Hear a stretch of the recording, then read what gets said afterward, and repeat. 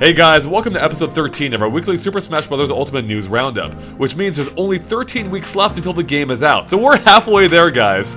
As usual, we're joined by Ash and John, but no Derek this time because he's on vacation, to go over all the updates from the Smash Bros. Blog and elsewhere from the past week. So let's get right to it.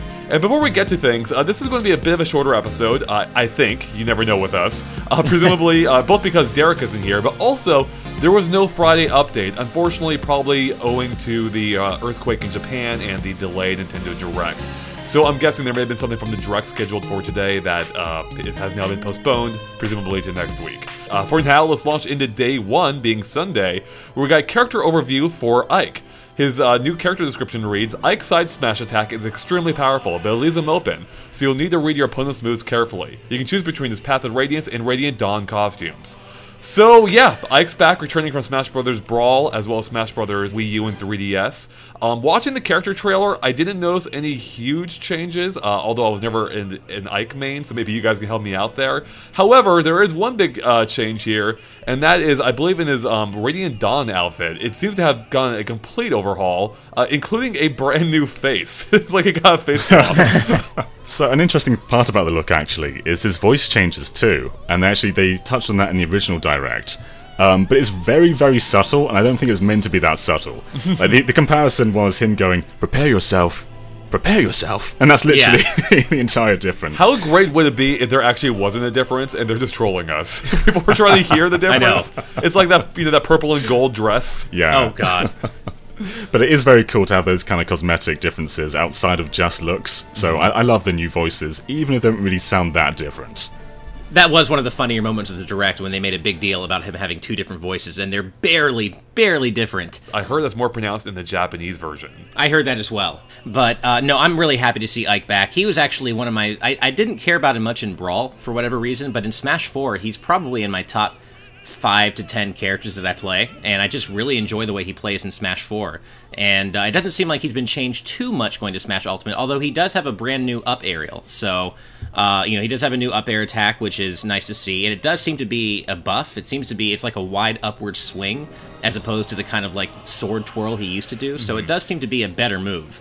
Which is nice to see. And just in general, I'm happy to see Ike back. I do think it's interesting that his default now is his Path of Radiance costume, whereas his alt is Radiant Dawn, whereas in Smash 4, the joke was, well, Ike got swole between Brawl and Smash 4 because now his default was Radiant Dawn, but now it's switched back again to where now his younger, slightly less swole self is the default version that you get. Oh man, I wish we were deeper into this conversation because being swole will be a perfect segue into tomorrow's update with Dedede. But before we get to that, it does seem like Ike may have been buffed a little bit across the board, which kind of makes sense because I believe he's been like a lower tier character in every game he's appeared in, at least Smash-wise.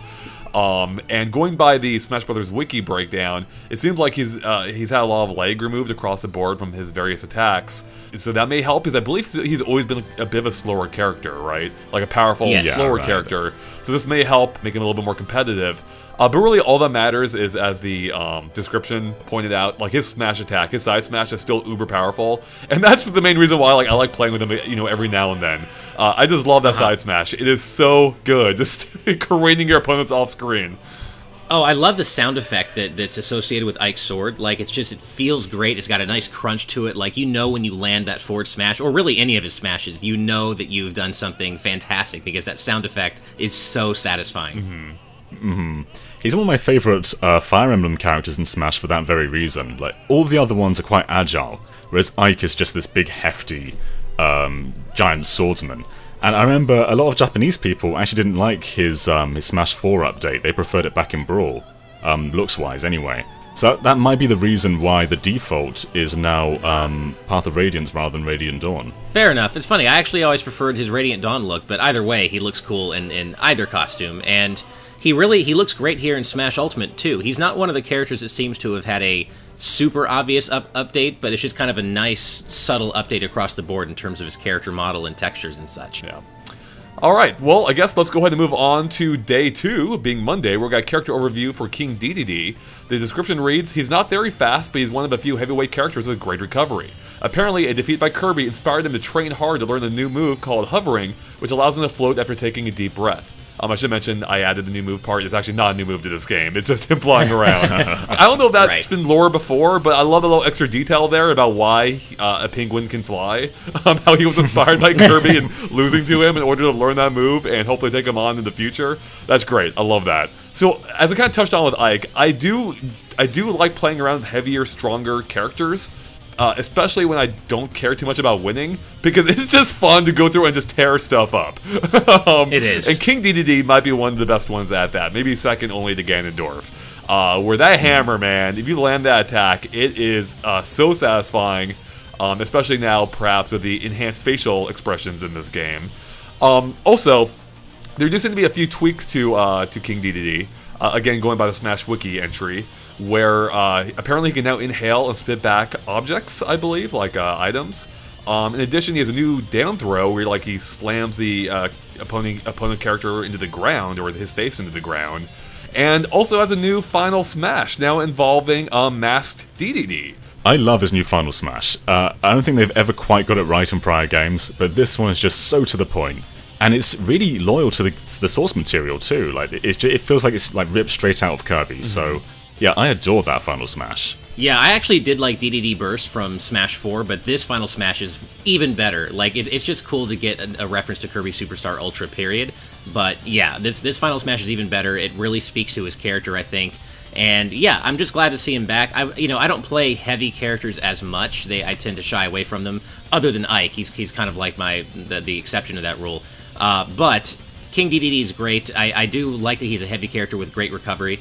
It's a unique way to have a heavy, large character like that. And like you were saying, Andre, his hammer attacks, again, with those sound effects, they're so satisfying. And they're so good. I'm actually more curious, and I'm more curious about King Dedede in terms of his matchup with Mega Man, because he's a really, really bad matchup for Mega Man. Like, Mega Man just kills him, because Mega Man's pellets make his Gordo throws go right back to him. All I have to do is a neutral air, and his Gordos... That's straight up BS. So That's good. such BS. I love it, and I hope that hasn't been changed, so I'm really hoping... God, I hope it does. I'm really hoping that's still the same. It does not make any sense. That is ridiculous. Of course it does. Lemons against a giant spiked ball? Of course Lemons win out. Obviously. But no. Something's a little bit of bias here. Oh, no. In terms of Mega Man lore, the spike should just, instant KO Mega Man. I know, right? Well, then the Lemons make that's a good point. I know. That's a good way to counter it. Fine, Ash. You can have your instant reflect, but if it lands, you're dead. However, you're gone. I have a counter to that counterpoint, because various Mega Man bosses have spike-based attacks that don't kill Mega Man instantly. So... Well, this is an exception. This one just kills him. Oh, well, there you go. But no, long story short, I'm happy to see King Dedede back, and I do like to mess around with him once in a while, so it'll be fun to see if any of these slight buffs he seems to have gotten across the board make a huge difference. We also can't talk about Dedede without also re-mentioning, as we have multiple times, how amazing the King K. Rool trailer was. Even if it didn't focus on Dedede, his appearance in it was sublime. It was so good. I love that troll move he pulled. And of course, Sakurai actually voices Dedede, which only enhances him across the board. Alright, let's go ahead and move on to Day 3, where we have a few different updates for today. And that starts off with a new music update being Fortress Boss from Super Mario Bros. 3. Ash, as a resident music guy, you want to take it away? Sure, yeah. So this super cool rearrangement, in my opinion, comes from Akihiro Honda, who is a former in-house composer at Konami, who left Konami in April 2014 to become a freelancer. The last known song he did at Konami was Sin to the Father for Metal Gear Solid 5, and this is his first ever contribution to Smash Brothers. Some of the previous games he's worked on include Zone of the Enders, Boktai, multiple Beatmania 2DX titles, various Metal Gear Solid titles like, Peace Walker 4 and 5, Metal Gear Acid, things like that. So basically, being at Konami, he mostly worked on Konami games. And but yeah, this is his first ever contribution to Smash, and I gotta say, I love it. It's so good.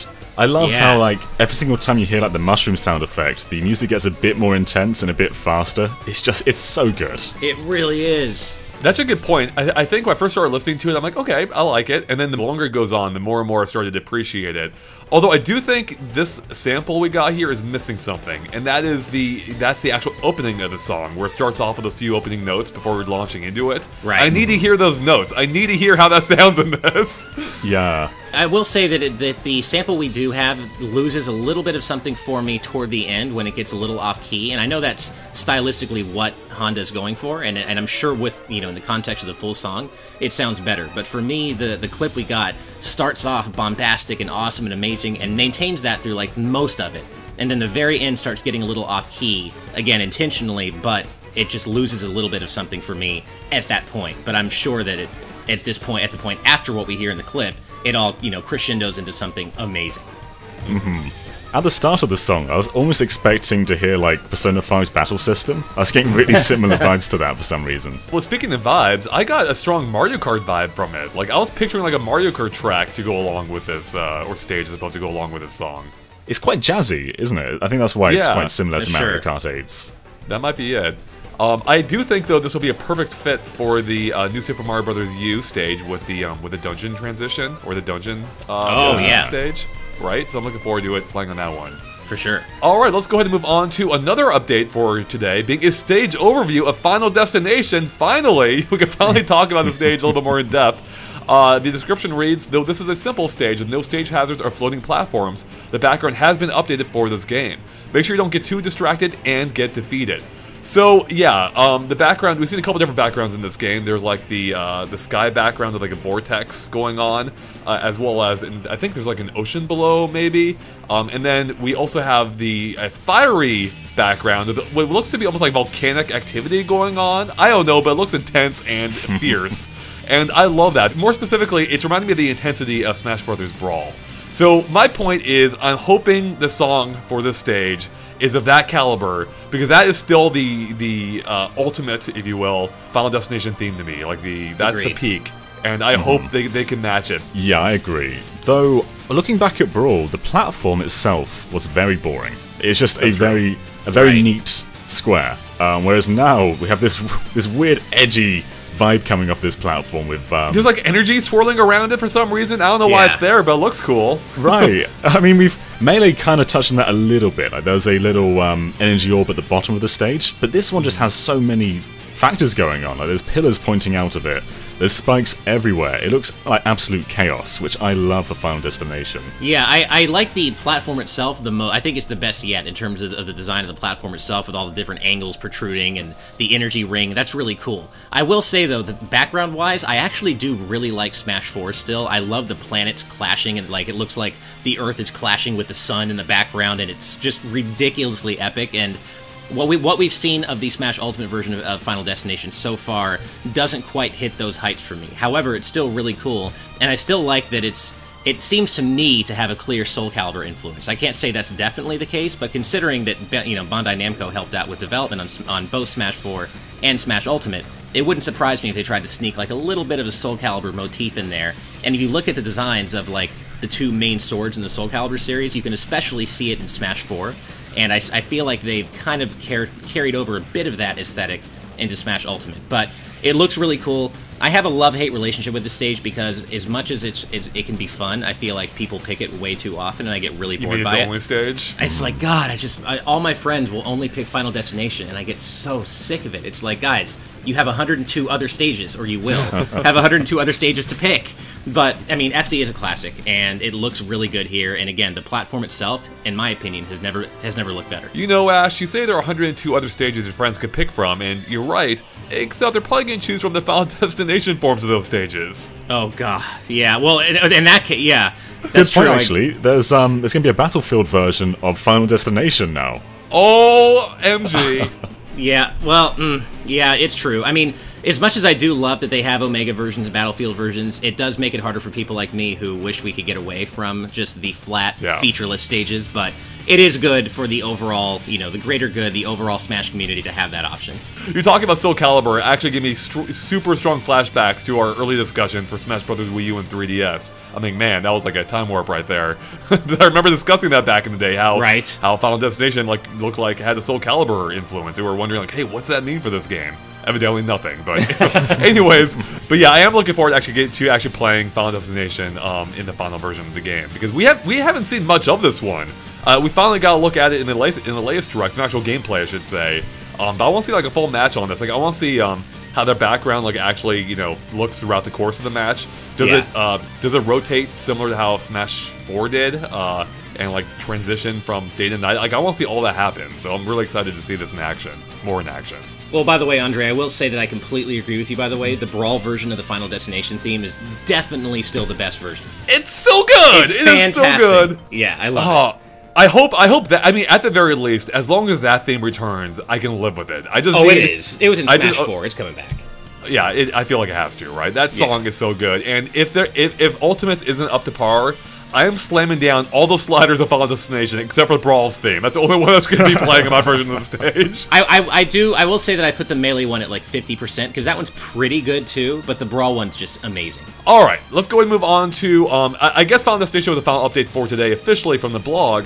However, we did get another Sakurai column via Famitsu with some new details, specifically about the music and soundtrack, which is right up your alley, Ash, which works out well, because you also covered it as you have been all the other Smash, or all the other Sakurai updates. So can you give us a super quick rundown on what you learned from his latest column? Yeah, so if you want all the details, make sure to go watch the whole video, but I think the key points to take away from this column are basically the reason some franchises have so many less songs than others comes down to exactly what I think all of us thought it pretty much was, which was licensing costs and just the general difficulties that are associated with getting music rights for a worldwide video game release. So, when people see Final Fantasy only getting 2 songs as opposed to Castlevania getting 34, that really sucks, but I think, we had already kind of sussed out the reason, and Sakurai definitely, confirmed that in this column. It's just, it's expensive, and it could be tough to get those rights. Also, Sakurai let his composers pick their own tunes to rearrange, as he thought the results would be better in general if the musicians were working on music they liked. So that, of course, makes sense, and that even though that did lead to a little overlap, he still thinks that was the way to go. And I think some of that overlap can be seen in the fact that Castlevania and Mega Man apparently proved especially popular with the musicians this time around, which means that there's going to be an especially large number of rearrangements from those franchises in particular, which makes me incredibly happy. And we've already seen kind of a preview of that with not only the Mega Man 4 medley, but the remix of the Mega Man X's Central Highway stage that we heard in the most recent direct. So I'm super excited to hear that Mega Man was especially popular this time around, and I can't wait to hear what else is going to be in the game. I thought it was super interesting to hear about the licensing thing, but that's something I've been wondering about, not specifically about music, but just in a general sense. Like, how does it work with these characters? Like, I would love to know, like who's paying who, how much money's changing hands. So it's interesting to hear about that touched upon at all. We really haven't heard them delve into the business side too much of how this stuff works. And it's interesting to me that, it both explains Final Fantasy's lack of representation, but also kind of like just mystifies it a little bit more. Like, do they license out literally every Final Fantasy song? Like, do they not have the rights to any of them anymore? Like, we can't get any tracks of 6 in here? Like, what's going on? Where's the Chocobo theme? That's what I don't get, and I have a feeling it has to do with money, because with Square Enix anyway, you get that Square Enix tax that's passed on to the consumer, where their stuff just costs a little bit more, a bit of a premium. So I have a feeling that translates into licensing costs as well, and that they're just maybe charging Nintendo up the nose to use Final Fantasy music. I mean, of course, that's just all speculation on my part, but given that they already seem to be more expensive for consumers, that's kind of my guess here. I mean, it's very unlikely the composers are going to look at the Final Fantasy soundtrack and say, like, no, I don't want to do any of that. We're just going to do more Mega Man. But yeah, it's very upsetting that there's still only 2 Final Fantasy tracks, and they're both straight from Final Fantasy 7. And even Final Fantasy 15 had like a radio station, and all the tracks were just ripped from prior games, which was cool in the context of the game. But I wonder if even Square has trouble licensing some of their old tracks. Yeah, I wonder that too. And I mean, look, I as much as I want more Final Fantasy music, if that can't happen for whatever reason, fine, I get it, things happen. Give us Octopath Traveler music then, or Bravely Default, or anything like that. God, Octopath music would be so good on the Final Fantasy stage, or any stage. Oh my god, Octopath Traveler music would be, like you said, great on any stage, like that boss theme. Jeez, that would be crazy. Be great on Midgar, great on Geno's stage. Well, that brings up a good point. Like, what's this mean for Geno? If Geno ends up in the game, what kind of music are we gonna get? Is it just gonna be one track and that's it? Because I hope not. I feel like I remember, I'd have to look this up to be sure, but I feel like I remember that there was an unused forest theme song for Brawl, like an unused rearrangement of the that's right. forest theme from Super Mario RPG in Brawl, so they could just bring that back if they still have the rights for it. I don't know who did it or if it was even finished, but that was planned for Brawl, so they could bring that arrangement back, but I do feel like there is going to be at least, if Gino's in the game, there will be at least one rearrangement of the forest theme, because there has to, I mean, that's his There theme. has to be. Assuming it happens, which I hope it will. Yeah. All right, let's go ahead and move on to day 4, being Wednesday, and also the final update for the week. Unfortunately, today we had a new Pokemon being Alolan Exeggutor. The description reads, "Check out this tall Pokemon. It may seem like it gets in the way, but can actually make it harder or easier for you to get a KO depending on where it's placed on the stage." So sure enough, this is just a massive Pokemon. His neck extends in the sky, and he effectively acts as a barrier, splitting the stage into 2. And what's funny is, I don't know if you guys had the same memory or the same connection, but it totally reminded me of the Peach's Castle stage, which is also back, which I felt like really is effectively two halves of the same stage. Yeah. With that central pillar really dividing it in half. I love this Pokemon. This is one of my favorite. Same here. Oh yeah, this is absolutely one of my favorite Pokemon that has been introduced in Ultimate, and is already, you know, I haven't even played with it in a match, and it's already one of my favorites across the series. It's so tall. It's perfectly representative of what it's like in Sun and Moon, and it's a freaky, weird-looking Pokemon, and they bring that over perfectly in Smash, and it's utilized, you know, I think, ideally in the sense that it's not attacking anybody. It's just dividing the stage in 2 and standing there and just being kind of weird and annoying, but that's exactly what Alolan Exeggutor does, so I'm all about it. Yeah, it's the ultimate troll, because either it just stops the action completely and doesn't let you like attack each other at all, or it's just like an edge guard that you just can't recover from. Right. That's true. It almost doesn't matter where it appears. It's going to screw something up. And I love that. And what's cool, too, as one who grew up with the original Pokemon games, it's a Pokemon I recognize. So, yeah, it's a new form of it, but I get him. I understand him. Right. And that brings us to the end of the week. There was no update again on Thursday, no day 5, because of the delayed Nintendo Direct, presumably. But that doesn't mean we're done yet, because we still have, of course, the weekly Smash Brothers question to get to, where for just $1 a week, if you support us on Patreon, or not a week, $1 a month, you can support us on Patreon and submit your own questions, and we'll choose one every week and answer it. And this time the question comes to us by way of someone's name I'm going to horribly mispronounce, being Fidel Rogheb? Oh man, I totally messed up that last name. I think you got it. Did I get it? Yeah. Alright, apologies if I screwed it up. They ask, "Hey guys, what do you think is going to happen with trophies in Smash Bros. Ultimate? It's odd that they haven't shown any of them yet or revealed how we earn them. Also, do you think they could do something more interesting with trophies, like having a room/option where you can place a few trophies in them for a nice picture? Let me know your thoughts. Keep up the amazing work." So this is something I've been wondering about for a while too, because trophies are kind of the quintessential collectible of Smash Brothers. We've seen no sign of them yet, and it has made me wonder, like, could there be more to them if not replaced outright? John, what do you think? What role do you think trophies might have in Smash Brothers Ultimate? So they're definitely here. Like, I don't think there's any chance that they're going to be cut from the game. But one thing I'd really like to see from trophies is for like some kind of animation, like maybe just a 2 to 3 second loop or something like that.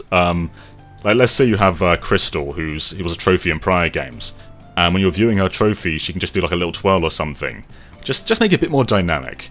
And I think Smash Bros. For Wii U had this this kind of trophy setup area where you could take pictures of different trophies together, but it was quite plain, and you couldn't really do a whole lot with it. So I'd like that to be elaborated on a bit more too. I love the animated idea, and it made me wonder, like, what if they actually have been replaced? Like, go back to the spirits mode, and like, what if spirits are new collectibles, where these are actually like simple animated models, like the trophies, but now actually animated, and you can view them like, I don't know, you catch them like in a little jar or something, like a Zelda jar, and you put them on a shelf full of all the other spirits you've grabbed, and you can just choose one and have it animated in front of you. That would be really cool. I mean, I don't think the concept of trophies has been cut. I do think there's going to be some sort of collectible of various, characters who didn't make the playable or assist trophy cut, and there are going to be hundreds and hundreds, probably over 1,000 in this case. But I pretty much do expect trophies to come back, just like John. Although I do like your idea, Andre, and I love the idea of them being animated in general. One idea I had was, given that this is Super Smash Bros. Ultimate, I wonder if they might be trying to bring back every trophy from Melee and Brawl and Smash 4 on top of a brand new collection of trophies for Smash Ultimate. So that would be kind of cool if, like, not only could you separate trophies by the franchises they're from, but the Smash game they're from. Because, you know, it would be kind of cool to go back and see, you know, Pit had an assist trophy, I think either in Brawl or Melee, where it's based on his, you know, pre-Uprising redesign. So he still looks really goofy and really kind of like he just doesn't look like you expect him to today. So it would be really cool to be able to go back and compare, like, some of the trophies from Melee and their, you know, less polygons, less, you know, less detail overall, to some of the newer trophies in Smash 4 and Ultimate.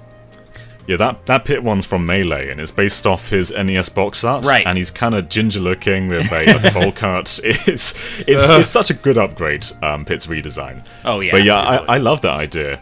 And it'd be interesting for characters like Pit, who weren't playable beforehand, but were trophies or assist trophies in prior games, to be able to see that old look. And there's a few more characters like that too, like Little Mac was an assist trophy in Brawl. And imagine if we get his design as a trophy as well, because that's a radically different look too. Yeah, I like the idea of all the trophies being back. And they wouldn't have to do much. I mean, it would make a lot of sense. It would take almost no effort.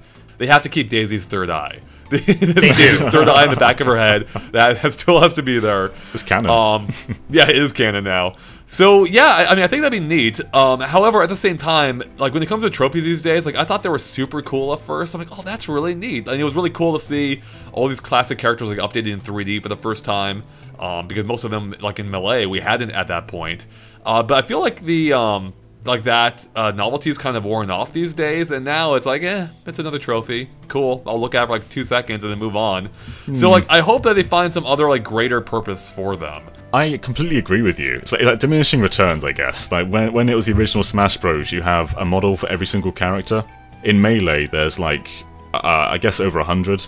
And then it just keeps getting bigger and bigger to the point where a trophy doesn't really feel like much. That's fair. I don't know. I still have a weird... I like collecting trophies for trophy's sake. I definitely do agree that there's diminishing returns with each new game, and the fact, you know, there are more and more with each game.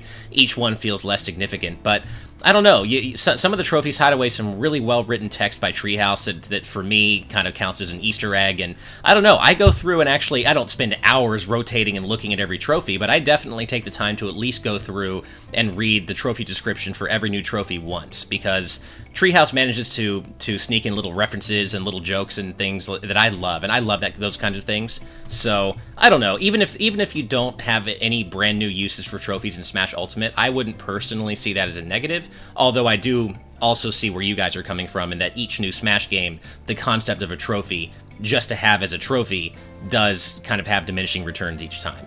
I mean, I think they can just do more with them, because right now it just feels like a checklist. Yeah, largely. I hear you.